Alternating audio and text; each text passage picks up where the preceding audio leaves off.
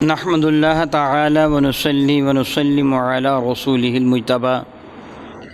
وعلی آلہ وصحبہ وبارک وسلم دائما ابدا اما بعد اعوذ باللہ من الشیطان الرجیم بسم اللہ الرحمن الرحیم بحمد اللہ تعالیٰ کے رب ذوالجلال کے احسان اور کرم سے آج آپ کا سبق شروع ہوگا سورۃ القیامہ شفا کی 21 نمبر آیت شفا سے آگے ملاحظہ کیجیے گا۔ اعوذ باللہ من الشیطان الرجیم بسم اللہ الرحمن الرحیم وجوہ یومئذ ناظرہ۔ وجوہ وجہ چہرے کو کہتے ہیں، وجوہ کئی چہرے یومئذ آج کے دن ہوں گے، ناظرہ ناظرہ کا معنی ہوتا ہے خوش خرم اور شاداب، کھلے ہوئے ہونا۔ یعنی رب کریم فرماتا ہے قیامت کے دن کچھ ایسے چہرے ہوں گے جو بہت ہی شاداب اور کھلے ہوئے ہوں گے، حسن و رعنائی ان کے چہروں سے ٹپک رہا ہوگا، ان کی خوشی کا کوئی ٹھکانہ نہ ہوگا، وہ بہت ہی خوش ہوں گے۔ یہ کون لوگ ہیں؟ جن کے دانے ہاتھ پہ نام اعمال تما دیا گیا ہے، جن کو اللہ تعالیٰ جل وعلا نے چن لیا ہے، جو اللہ تعالیٰ جل وعلا کے محبوب ہیں، جو تاجر اربوجم شفیع معظم رحمت کون و مکان کے سچے غلام ہیں۔ ان کی حالت کیا ہوگی؟ الی ربہا ناظرہ، وہ اپنے رب کی قدرتوں کا یا اپنے رب کا نظارہ کر رہے ہوں گے۔ الی ربہا، اپنے رب کی جانب، ناظرۃ، وہ دیکھ رہے ہوں گے۔ الحمدللہ تعالیٰ ثم الحمدللہ تعالیٰ اہل سنت کا یہ عقیدہ ہے کہ قیامت کو اللہ رب العزت جل وعلا کا دیدار ایمان والے کریں گے۔ میرے اور آپ کے کریمہ کا تاجر اربوجم شفیع معظم رحمت عالم صلی اللہ تعالی وسلم ایک شب، جب 14ویں شب کا چاند اپنی پوری آب و تاب کے ساتھ آسمان دنیا پہ چمک رہا تھا، صحابہ کرام بارگاہ بے کسبنا میں حاضر تھے۔ میرے کریم آقا رسول عربی شفیع معظم رحمت عالم نے آسمان کی جانب اپنی نگاہیں کرم اٹھائی، چاند کو دیکھا، پھر صحابہ سے فرمایا بتاؤ چاند کے دیکھنے میں تمہیں کوئی دقت، کوئی زحمت، کوئی الجھن محسوس ہو رہی ہے؟ صحابہ نے نگاہ اٹھا کے آسمان کی جانب دیکھا اور عرض کیا یا رسول اللہ نہیں، ہم چاند کو صاف دیکھ رہے ہیں، کوئی دقت محسوس نہیں ہو رہی۔ میرے کریم نے فرمایا قیامت کے تم اپنے رب کا دیدار بھی اسی طرح کرو گے، جس طرح تم چاند کو دیکھ رہے ہو نا، اپنے رب کا دیدار بھی اسی طرح کرو گے۔ ایک روایت میں یہ بھی آتا ہے، سیدنا جابر بن عبداللہ سے مروی حدیث مبارکہ ہے، میرے اور آپ کے کریم آقا رسول عربی نے ارشاد فرمایا اہل جنت کو ایک آہٹ سی محسوس ہوگی، وہ آسمان کی جانب دیکھیں گے تو انہیں ان کے رب کا دیدار ہو جائے گا، ان کا رب اپنی شان کے لائق ان کو سلام فرمائے گا۔ قرآن کریم میں ہے سلام قول من رب الرحیم، سلام کا قول ہوگا تمہارے رب رحیم کی جانب سے۔ ایک اور حدیث مبارکہ ہے، میرے اور آپ کے کریم آقا تاجر اربوجم شفیع معظم رحمت عالم صلی اللہ علیہ وسلم کا ارشاد گرامی مفہومی حدیث یوں ہے کہ رب کائنات جل وعلا اہل جنت سے سوال فرمائے گا کہ جنت کی نعمتیں جو تم کو ہم نے عطا فرمائی ہیں،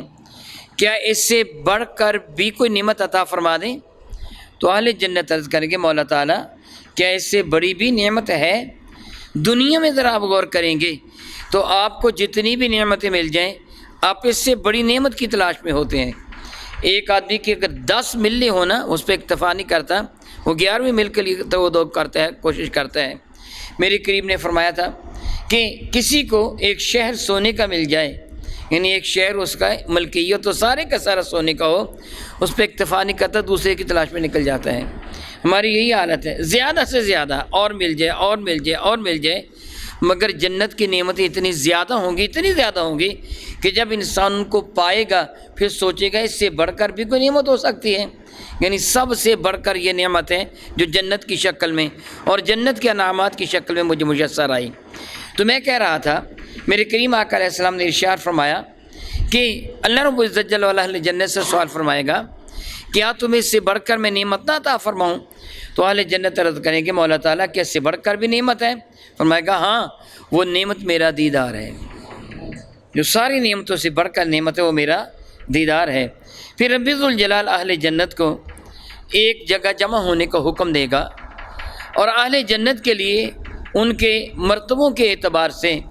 مقامات کا انتخاب کیا جائے گا۔ وہ جنتی جو اپنے آپ کو سب سے کم تر سمجھتا تھا اس کے لیے بھی مشک و عنبر کے ٹیلے پر تخت بچھا ہوگا۔ میرے کریم آقا علیہ السلام کے ارشاد گرامی قدر ہے جب یہ اپنے گھروں سے یعنی جنت میں جن کے مکانات محلات ان سے جائیں گے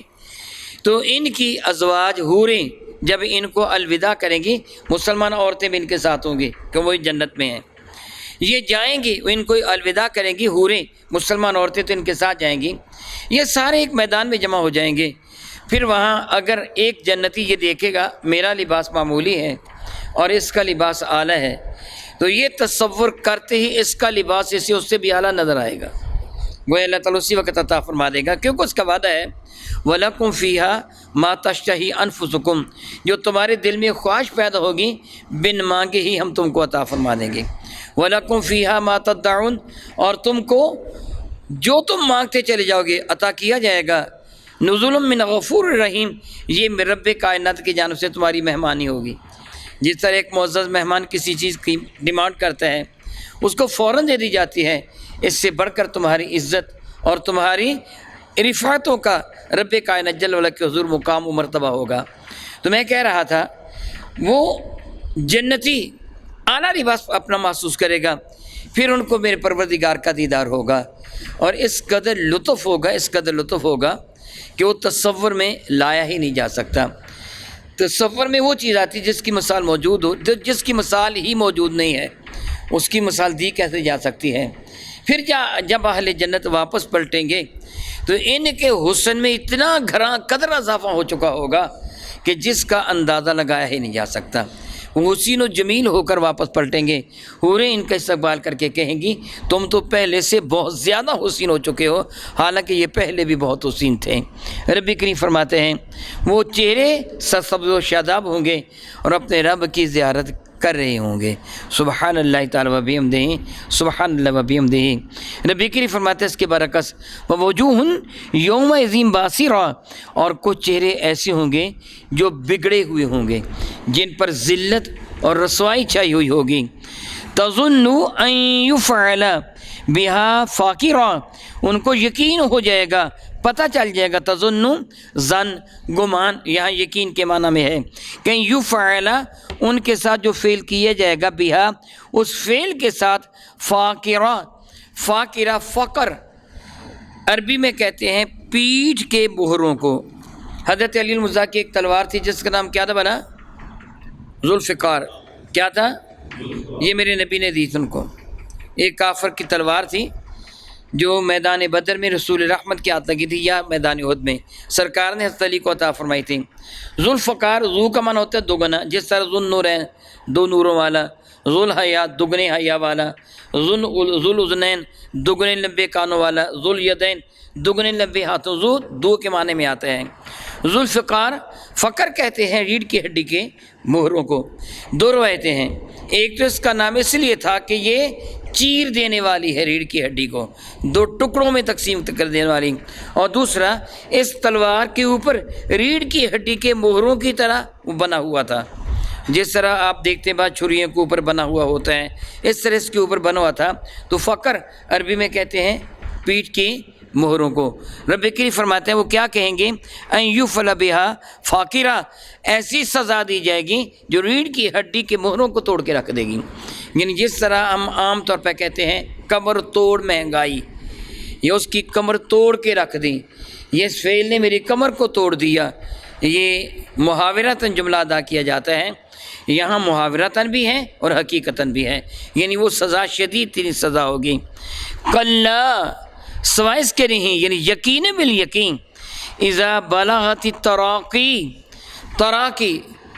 ریڑھ کی، یہ جو ہنسلی کی ہڈی ہے اس کو کہتے ہیں عربی میں، جب وہ جان ہنسلی کی ہڈی تک پہنچ جائے گی، جب جان ہنسلی کی ہڈی تک پہنچ جائے گی۔ حضرت سیدنا آدم علیہ نبینا علیہ السلام کے جز انور میں جب رب کائنات نے روح کو داخل کیا تھا تو ناک کے راستے سے داخل کیا تھا، روح پہلے دماغ میں پہنچی تھی اور آپ کو چھینک آئی تھی اور آپ نے الحمدللہ کہا تھا، اور پھر روح پورے بدن میں داخل ہوئی تھی، جب نکلتی ہے تو پاؤں کی جانب سے نکلتی ہے، سب سے آخر یہ دماغ سے نکلتی ہے۔ تو جب وہ روح یہاں اٹکی ہوئی ہوتی ہے، ہنسلی تک پہنچ جاتی ہے، یعنی بندہ عالم نظام میں ہوتا ہے، اللہ تعالیٰ ایک حقیقت کا اظہار فرما رہا ہے، غور کیجئے کہ ایسے ہی ہوتا ہے۔ اللہ فرماتے ہیں کلا کیوں نہیں؟ یعنی یقیناً بھی یہ ایسے ہوگا اذا بلغت تراقی، جب وہ روح ہنسلی کی ہڈی تک پہنچ جاتی ہے، یعنی گردن کے اوپر کا حصہ مرنے والا رہ جاتا ہے، بقیہ جسم اس پہ موت طاری ہو رہی ہوتی ہے، قیلا وکیلا، اور کہا جاتا ہے من راکن، من کے آگے سکتا ہے، اور یہاں سکتا ہو تو وہاں سانس نہیں توڑا جاتا، تھوڑا سا روکا جاتا ہے، جس طرح اظہار تعجب ہوتا ہے کیا ہوا، ہے کیا ہوا نہیں، ہے کیا ہوا یہ جملہ اور ہے کیا ہوا، اس میں اظہار تعجب آتا ہے، حیرانی کی بات آتی ہے، تھوڑا سا رک جائیں، ہیں کیا ہوا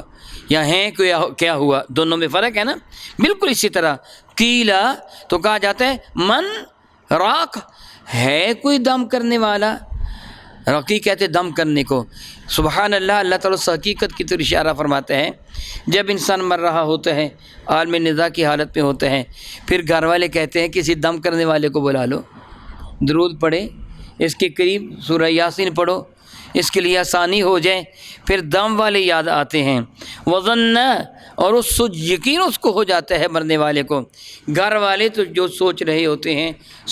ہوتے ہیں مرنے والے کو پتہ ہوتا ہے میری ٹانگوں میں حرکت باقی نہیں رہ گئی، جان نکل گئی ہے، میری ٹانگیں ہل نہیں سکتی، میرے پاؤں کو ہلایا نہیں جا سکتا، وظن، اور وہ گمان کر لیتا ہے انہ الفراق، اب جدائی کا وقت آ گیا ہے، یہ پتہ چل جاتا ہے، احساس ہو جاتا ہے اب دنیا سے جانے کا وقت آ گیا ہے۔ والتفت الساق بالساق، ایک پنڈلی دوسری پنڈلی سے لپٹ جاتی ہے،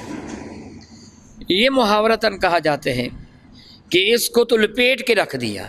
یعنی ایک پنڈلی کو دوسری پنڈلی سے لپٹ جانا انتہا درجے کے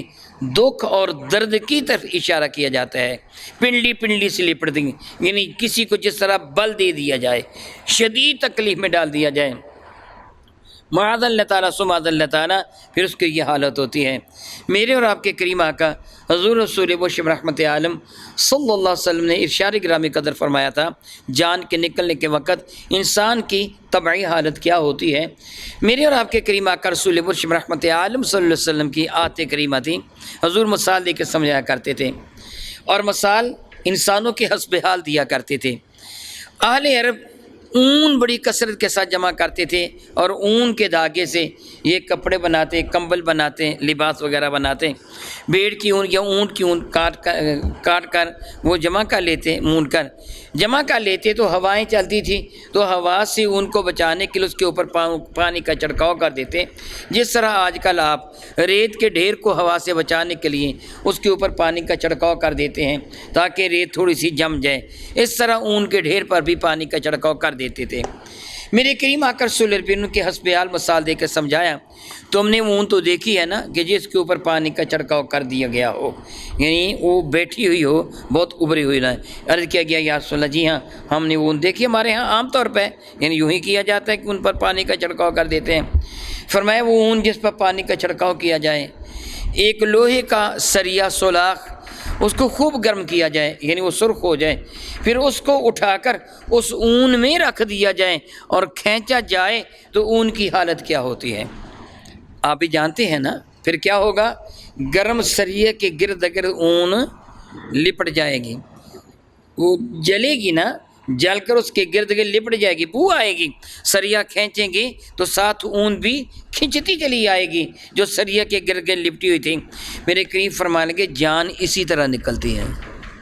یعنی پورے جسم جان اسی طرح نکلتی ہے جس طرح وہ سریا کھینچو تو۔ ایک اور روایت میں ہے، کعب احبار سے مروی ہے رضی اللہ تعالیٰ عنہ، کہ جس طرح کسی کے منہ کے راستے سے ایک کانٹے دار جھاڑی کو داخل کر کے پخانے کے راستے سے اس کو اس انداز سے کھینچا جائے کہ اس کا ہر معاذ اللہ کانٹا ہر بال کی جڑ میں الجھا ہوا ہو اور پورے جسم کی کھال ادڑ جائے، جس طرح اس شخص کو تکلیف ہوتی ہے اس طرح تکلیف عالمی نظام میں اس شخص کو ہوتی جس کی موت واقع ہو رہی ہوتی ہے۔ سیدنا علی المرتضیٰ کرم اللہ وجہ الکریم نے ارشاد فرمایا تھا، 1000 مرتبہ کسی کے تلوار پیدر پہ ماری جائے اس کو اتنی تکلیف دیتی جتنی تکلیف مرتے وقت اس شخص کو ہوتی جو مر رہا ہوتا ہے۔ اس کے برعکس میرے اور آپ کے کریم آکر سرروی کے ارشاد گرامی قدر کا مفہوم بنتا ہے، ایمان والے کی روح اس کے بدن سے یوں نکل جاتی ہے جس طرح مشکیزہ سے پانی کا قطرہ ٹپک جاتا ہے، یا عام لفظوں میں کہا جاتا ہے مکھن سے بال نکال لیا، یعنی اس کو کوئی تکلیف محسوس نہیں ہوتی، اگرچہ دنیا والے اس کے بدن کو تڑپتا ہوا کیوں نہ دیکھیں، یعنی کہ اس کو معاذ اللہ تعالیٰ سماذ اللہ تعالیٰ اعزاز دے رہا ہو، جس طرح معاذ اللہ تعالیٰ معاف فرمائے، یہودیوں نے، بدبختوں نے، عیسائیوں نے، بدبختوں نے، امریکہ والوں نے اور اسرائیل والوں نے مسلمانوں پر آہستہ آہستہ جو ٹینک چڑھائے، ان کو تڑپا تڑپا کے موت سے ہمکنار کیا۔ میرے کریم کا ارشاد گرامی قدر ہے، ایمان والے کو یہ تکلیف یوں محسوس ہوتی جس طرح چیونٹی کے کانٹے کی تکلیف ہے،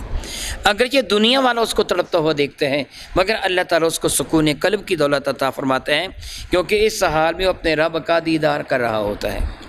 وہ جنت کا دیدار کر، اس کو دیکھنے میں اتنا ماب ہوتا ہے کہ اس کے بدن کے ساتھ کیا ہو رہا ہے اسے چیز کا احساس تک نہیں ہوتا۔ اب دیکھیے رب کریم کیا فرماتے ہیں، ارشاد فرماتے ہیں وہ یقین کر لیتے ہیں کہ انہ الفراق، اب اس کی جدائی کا وقت آ گیا ہے، والتفت الساق بالساق، ایک پنڈلی دوسری پنڈلی سے لپٹ جائے گی، الی ربک یومئذ المساق، آج اپنے رب کی جانب ہانکا جانا ہے، اس کے حضور حاضر ہونا ہے۔